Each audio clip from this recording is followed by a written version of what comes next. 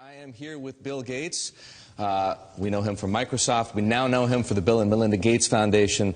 Bill, it's great to see you.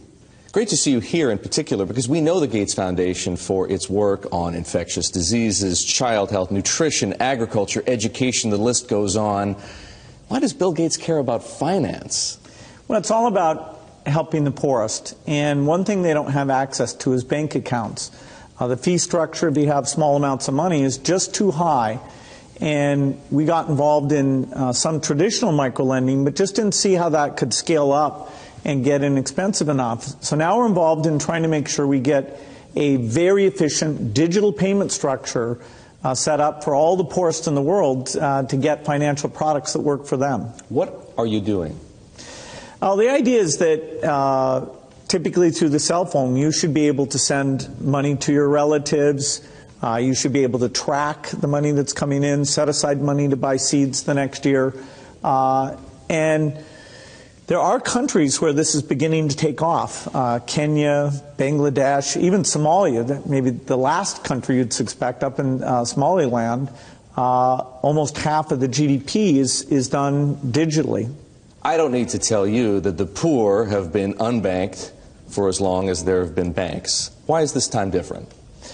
Well, it's really the digital revolution. The poorest have bought cows, stored gold, put currency under their mattress, but they are getting cell phones. And the cell phone capability of identifying who's using the cell phone, letting you look at your spending patterns, that's going to be common sense. People are going to have help and lots of innovative products competing on top of this digital currency platform. So if technology, mobile phones for example, digital money, helps to increase access to financial services at the same time as it lowers the cost of delivery, why is philanthropy needed? Philanthropy should just be here to bootstrap this. There are a lot of regulations in this area, and understanding how those regulations can make the cost of remittances, where you're sending money back to your family in your country of origin, how right now that has about a 5% overhead on it. We think we have a role to make sure that, particularly for the smaller transactions, the regulations don't impose those very high costs.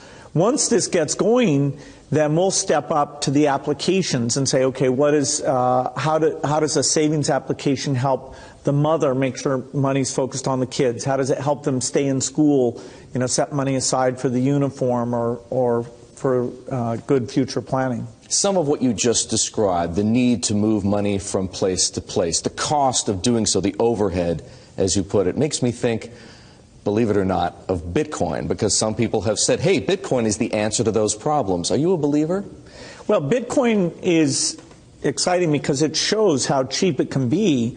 Bitcoin is better than currency in that you don't have to be physically in the same place. And, of course, for large transactions, currency can get pretty inconvenient.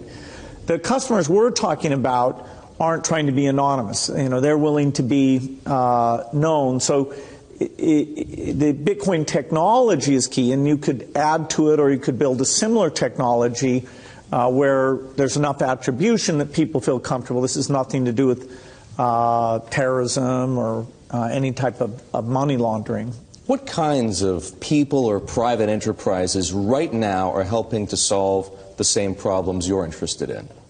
Well, in some countries, the mobile companies have been fantastic. In a few other companies, it's been the banks. In some countries, it's a startup company that's neither a bank nor a mobile company. In Bangladesh, the bKash offering runs across any phone, and they've gotten the regulations so that they have a product that we think will get very, very pervasive. So entrepreneurs are there.